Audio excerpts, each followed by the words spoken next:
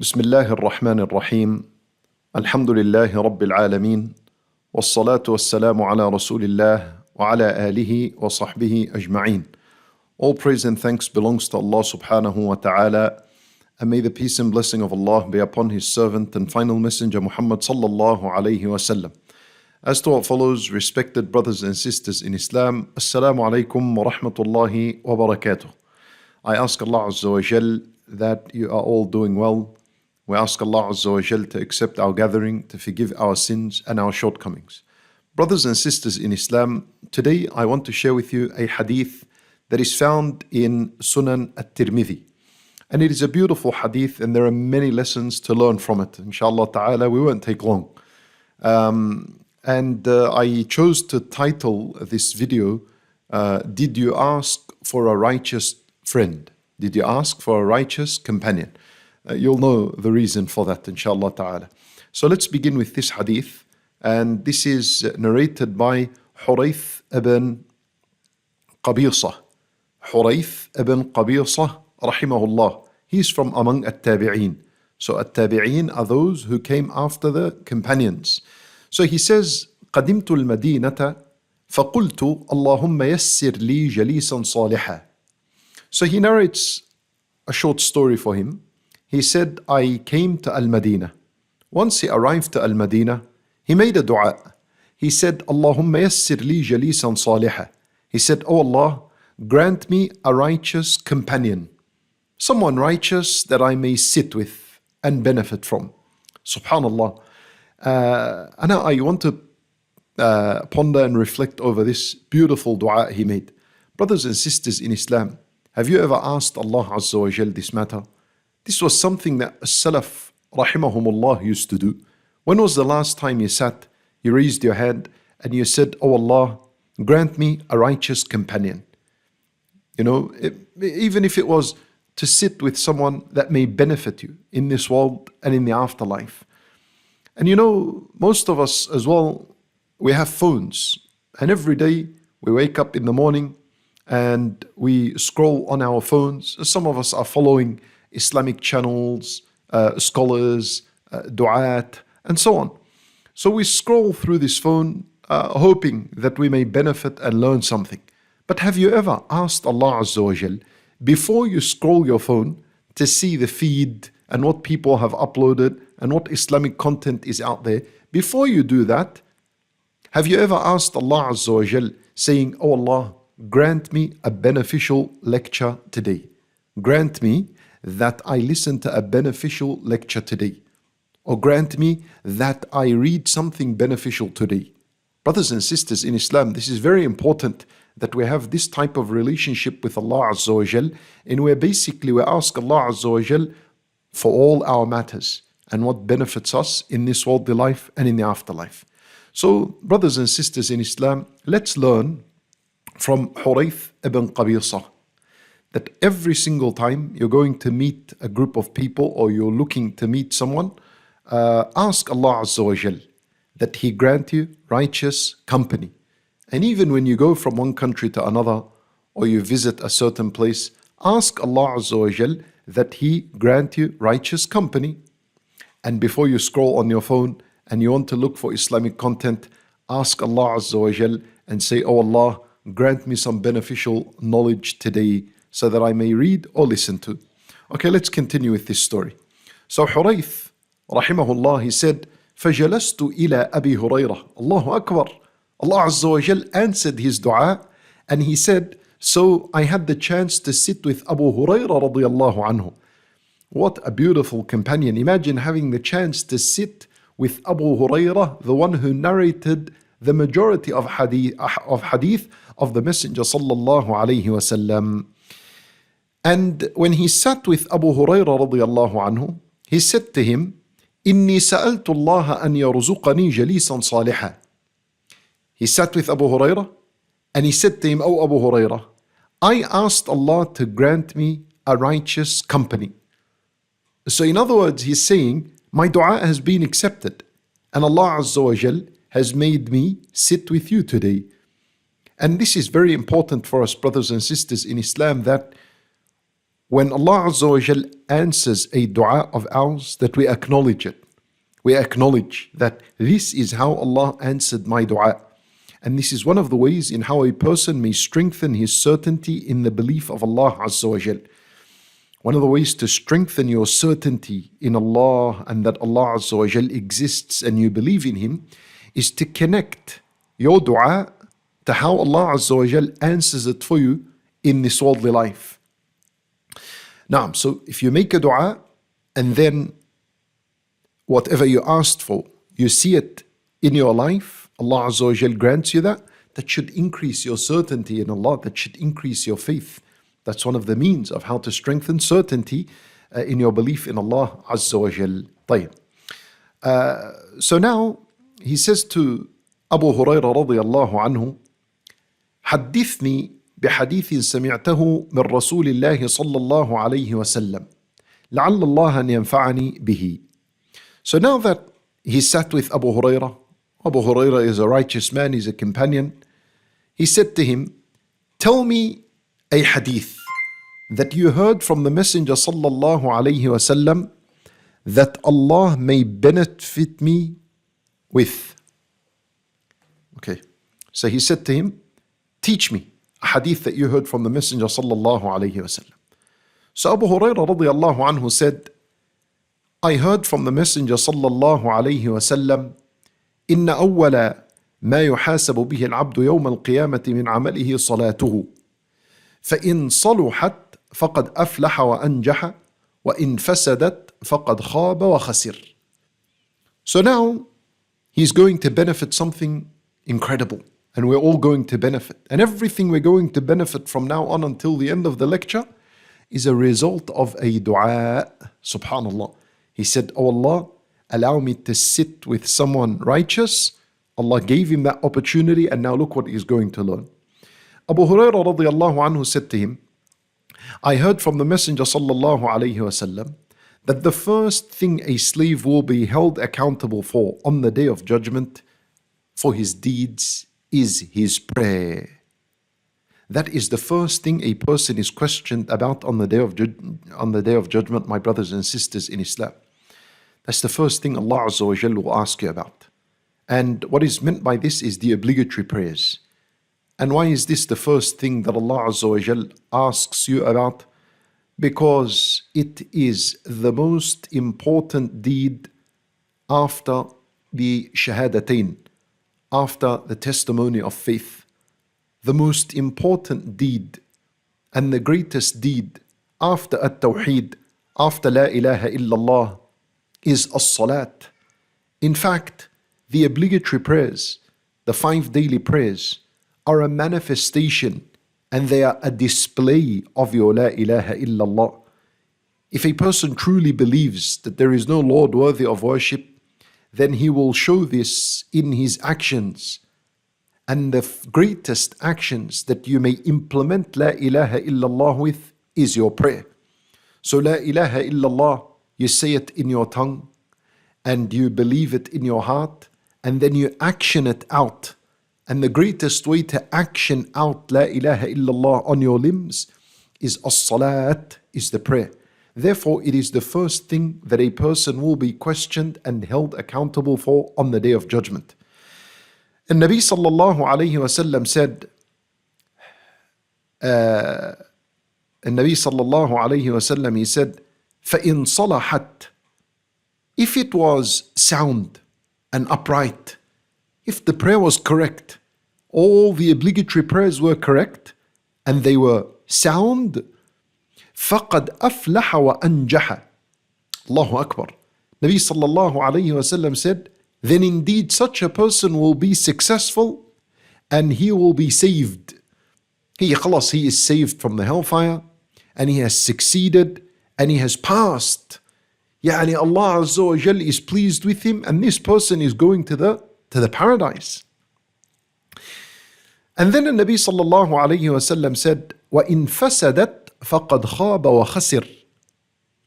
And if it has been corrupted, if the prayer was ruined, a person did not pray neglected the salat, missed some of the obligations, missed some of its conditions, it was ruined and destroyed, فَقَدْ خَابَ وَخَسِرْ, then he has indeed failed and he has lost.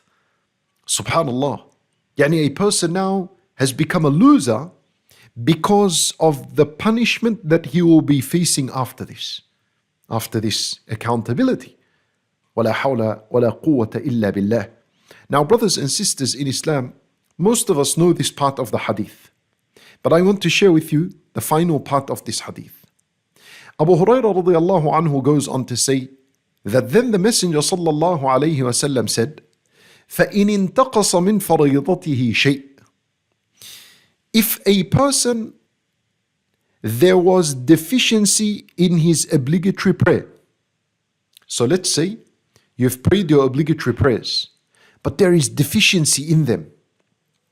Now, what does deficiency in the obligatory prayer mean?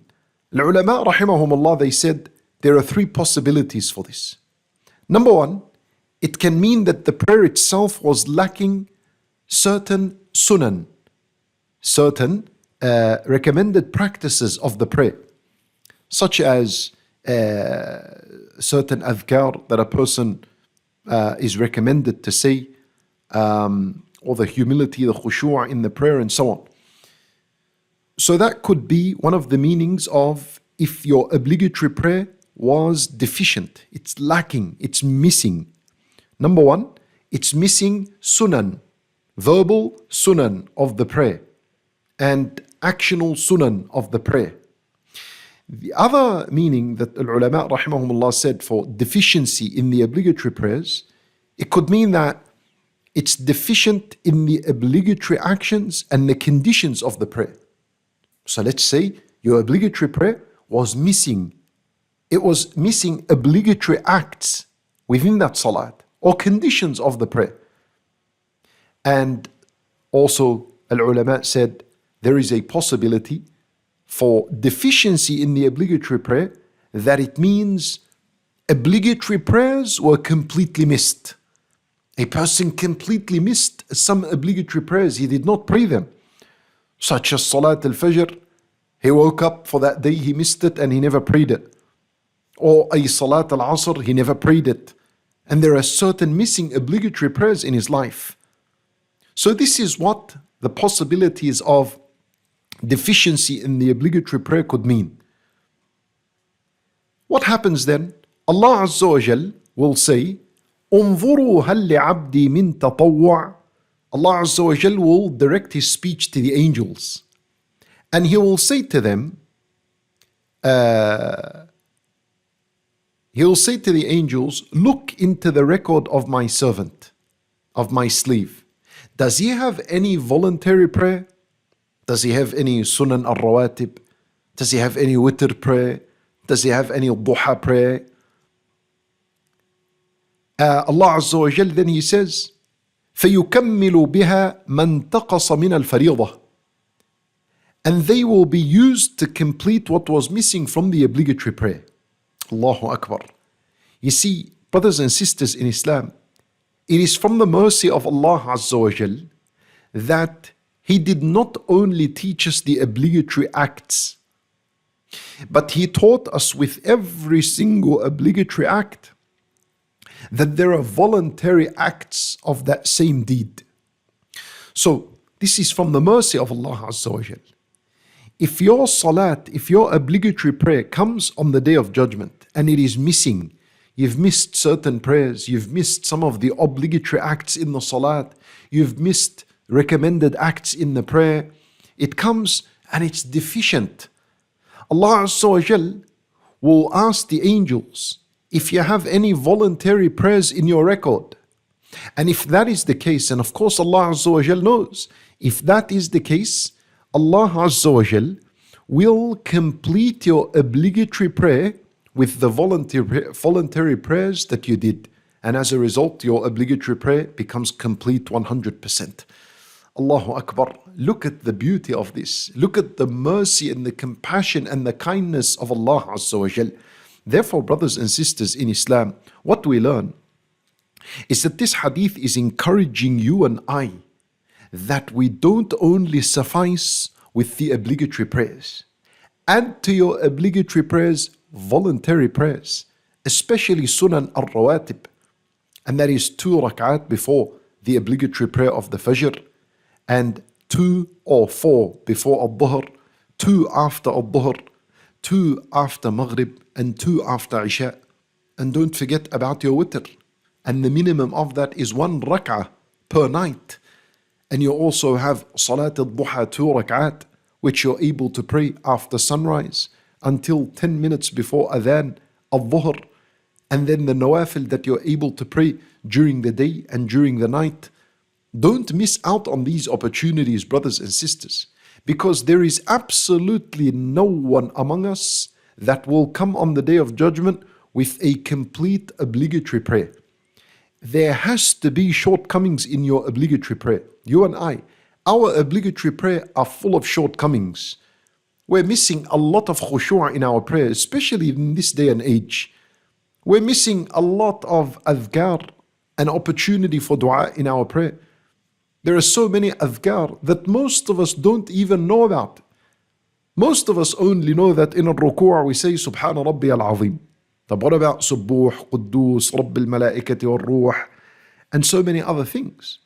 So now, our obligatory prayer is going to come on the Day of Judgment and it's lacking, it's deficient. How can we complete this? With our voluntary prayers. So brothers and sisters in Islam, pray as much as you can of the voluntary prayers in hope that Allah Azza wa Jal will use that to complete your obligatory prayer. And then Nabi sallallahu alayhi wa sallam says, ثُمَّ يَكُونُ سَائِرُ عَمَلِهِ عَلَى ذَلِكَ. And then all your deeds will be judged accordingly. In other words, your fasting, Allah Azza wa Jal obligated upon us Ramadan. But that obligatory deed of fasting Ramadan will be missing. So Allah Azza wa Jal made for us voluntary days that we can fast throughout the year. Those voluntary days that you fast, if your Ramadan is missing, it's deficient, the voluntary days you fasted will complete that. And even as zakat, we have to pay 2.5% of our wealth every year if we fit the conditions. And even in that there is deficiency. So Allah Azza wa Jal opened up the opportunity for us so that we can give a voluntary sadaqah during the day and the night. And that voluntary donation we do will complete the obligatory zakat of ours on the Day of Judgment. And then Allah Azza wa Jal obligated upon us al-Hajj. Al-Hajj is fard. So if the Hajj is missing and it's deficient, then there is the opportunity for al-Umrah, voluntary Umrah a person can do, and that will complete the fard of a person. This is what we wanted to share, brothers and sisters in Islam. And I share with you a fact here. You know, those who don't, or those who miss out on the voluntary prayers, especially Sunan al-Rawatib, which are either 10 or 12 rak'at, and they are attached directly to the obligatory prayers, either before or after them. If you completely miss them and don't pray the voluntary prayers, the Sunan al-Rawatib, then you know what that means? During 1 year, you would have missed out on an opportunity to pray 4,320 rak'at. Allahu Akbar. As Sunan al-Rawatib, 12 rak'at every single day. If you are abandoning them and not praying them, then that's 4,320 rak'at you could have prayed. That's 4,320 Surah Al-Fatiha you could have recited and earned its reward. And the number of ruku' you could have done in that. And the number of sujood you could have done in that. And the opportunity for dua in these 4,000 plus rak'at that you're missing out on. With the opportunity of a dhikr and remembering Allah wal khushu' and so on. Subhanallah, brothers and sisters in Islam, don't deprive yourself of this great reward. And ask Allah Azza wa Jal that He grant you righteous company and beneficial lectures, beneficial reminders.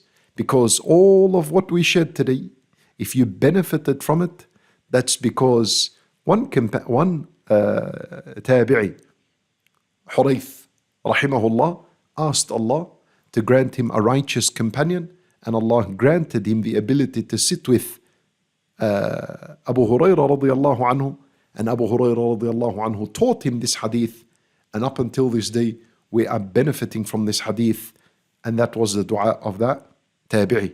So ask Allah Azza wa Jal that He grant us righteous companions, and He grant us beneficial knowledge, and we ask Allah Azza wa Jal to grant us success in this life and in the afterlife.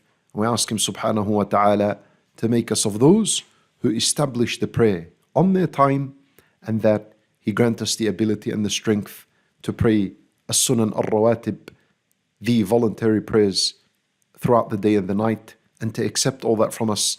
إنه ولي ذلك والقادر عليه وصلى الله وسلم وبارك على نبينا محمد وعلى آله وصحبه أجمعين.